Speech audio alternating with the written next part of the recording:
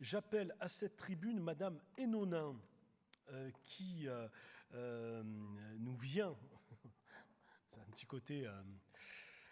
Voilà, Mme Aurélie Hénonin, qui est donc directrice de la mission locale Clermont. Soyez la bienvenue, madame.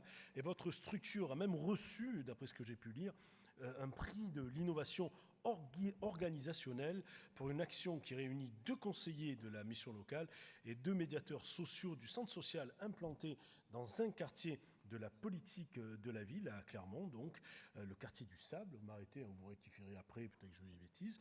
Les conseillers vont tout simplement vers les jeunes, il fallait y penser, dans ce quartier, sur des créneaux allant jusqu'à 22h. Oui, les jeunes, qu'est-ce que vous voulez? Ça sort un petit peu le soir, et en leur proposant des services directement sur place. Ils sont dotés de ces ordinateurs portables connectés qu'ils disposent tous, et ça marche bien, puisque la mission locale a enregistré une hausse de 8% des inscriptions en 2017. Est-ce que j'étais à peu près complet? Tout à fait, oui. Bon, très bien. Alors, ce dispositif plein de bon sens, il a surgi comment?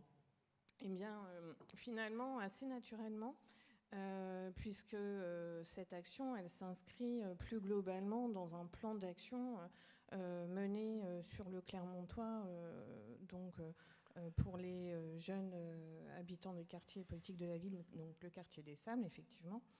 Et c'est lors d'un comité de suivi que les médiateurs sociaux nous ont fait la remarque du manque de fréquentation des jeunes dans les institutions et à la mission locale. Donc nous en sommes finalement très rapidement arrivés à se dire, puisque les jeunes ne viennent pas à nous, nous allons aller vers eux.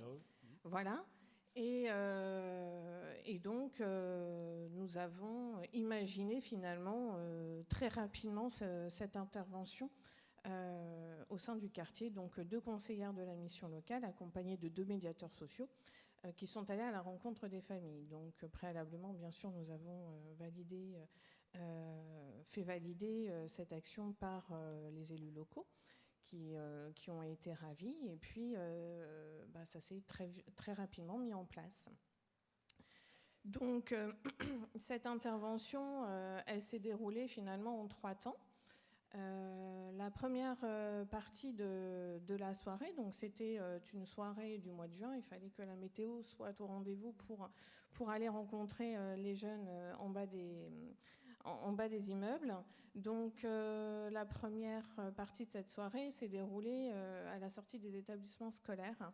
Alors bien sûr pas pour sortir les élèves de l'éducation nationale pour venir chez nous, mais simplement pour les informer de ce qu'ils pouvaient trouver dans une mission locale, et puis faire passer ce message auprès de leur entourage, leurs frères, leurs sœurs, leurs voisins, sachant que le bouche à oreille a un impact important. Alors comment vous étiez à la sortie des écoles? Parce que vous n'êtes pas...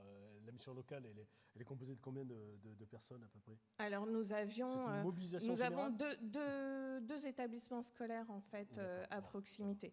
Voilà, donc les 2 conseillères accompagnées des 2 médiateurs se sont répartis les établissements.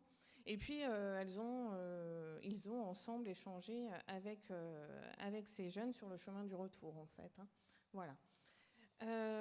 Une fois de retour au quartier, eh bien, elles sont allées rencontrer avec les médiateurs les jeunes dans les cages d'escalier ou en bas des immeubles.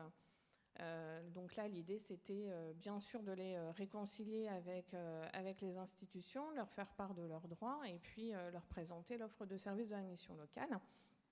L'idée principale, c'était de leur faire des propositions en direct, c'est-à-dire que pouvoir répondre aux a priori de ces jeunes qui peuvent très souvent dire la mission locale ça sert à rien.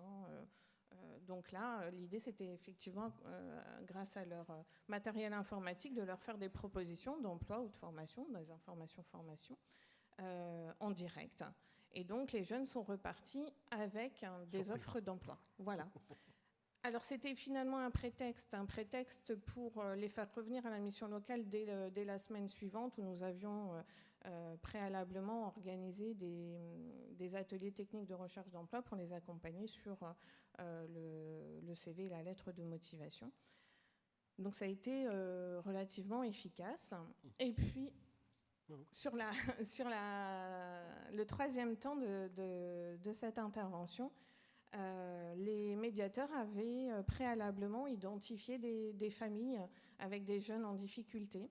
Et donc, elles sont allées avec ces médiateurs directement rencontrer ces familles, puisque au sein du quartier des Sables, il y a à peu près un tiers de familles monoparentales, avec souvent des mamans qui peuvent se retrouver en difficulté avec leurs jeunes qui restent à la maison. Et donc nous sommes allés leur présenter l'offre de service et puis leur expliquer de quelle manière aussi on pouvait les soutenir. Vous savez que les journalistes aiment bien les statistiques, les pourcentages ou autres, mais est-ce que vous avez l'impression, avant ce dispositif, d'avoir une appréciation du nombre de jeunes que vous touchez dans vos secteurs? 1 sur 2, 1 sur 3, de jeunes en situation de recherche d'emploi ou n'étant pas dans un cursus scolaire à peu près normatif.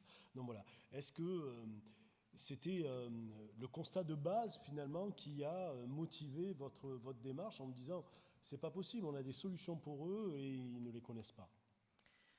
Alors, en effet, le quartier des Sables est un quartier assez jeune puisqu'il y a 47% des habitants, donc il y a 2500 habitants dans ce quartier, et il y a 47% d'entre eux qui ont moins de 30 ans. Donc, alors, il y a deux choses. Il y a les jeunes que l'on connaît, qui sont inscrits à la mission locale, mais qui n'ont pas donné suite sur un accompagnement, et les jeunes que l'on ne connaissait pas. Donc sur les jeunes inscrits à la mission locale, nous en comptions à l'époque à peu près 90. Et sur ces 90, il y en avait à peu près la moitié qui n'étaient plus en accompagnement chez nous. Et nous en avons récupéré 25%. Voilà. Et puis 8% d'augmentation donc des inscriptions en direct. Est-ce que ça interroge ou réinterroge les pratiques aussi des missions locales, quelque part? De se dire, il y a ce public, on n'arrive pas à le capter, on arrive finalement en sortant un peu des sentiers battus, peut-être sur un examen de conscience interne à la mission locale. Est-ce qu'il y a eu ce travail aussi? Alors, il y a eu ce travail. Effectivement, ça interroge sur les pratiques des missions locales, mais parce pas que. Rédiger des CV de motivation, bon, c'est important, hein, je ne veux pas nier le fait, mais on sait que ces jeunes-là, il faut qu'ils soient pris par d'autres désirs, en quelque sorte. Absolument. Ce qui en ressort beaucoup, c'est l'immédiateté, c'est-à-dire que finalement, ils attendent de nous des réponses très rapides et immédiates. Donc ça interroge sur les pratiques en effet, mais sur les missions locales, mais pas que, parce que ce qui est important, je pense, dans l'intervention dans les quartiers politiques de la ville, c'est le partenariat. On ne peut pas intervenir tout seul, ne serait-ce que pour des raisons de sécurité. Effectivement, je ne pourrais pas envoyer 2 conseillères de la mission locale seules jusqu'à 22h dans les quartiers. Donc c'est important en fait ce travail de partenariat. Effectivement, c'est une action parmi d'autres. Celle-ci a la particularité que l'on sort de nos murs et de nos horaires habituels. Et je dirais que c'est la complémentarité de toutes ces actions qui fait qu'on arrive à capter ce public et à leur apporter des réponses. Est-ce que d'autres missions locales dans cette région ont imité ou vous ont téléphoné pour savoir si vous aviez des pistes à leur donner? Oui, alors effectivement, il y a eu une cérémonie de remise des trophées il y a quelques semaines. Donc oui, j'ai été interpellée par d'autres missions locales. Alors cette action, finalement, même si elle n'a pas été dupliquée ailleurs, il y en a eu beaucoup d'autres qui ont été mises en place par le réseau. Et puis, d'ailleurs, il y a eu toute une semaine qui a été dédiée au repérage des jeunes au mois de septembre. Donc pendant cette semaine qui était appelée Laisse pas traîner ton futur, donc toutes les missions locales se sont mobilisées et ont imaginé des actions. C'était quand? C'était la semaine du 17 septembre. D'accord. Voilà. En France?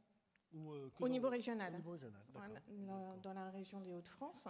Donc il y a eu de nombreuses actions finalement de repérage. Certaines missions locales sont allées rencontrer les jeunes dans les gares, d'autres dans les quartiers, d'autres dans les supermarchés, d'autres ont fait des flash mobs.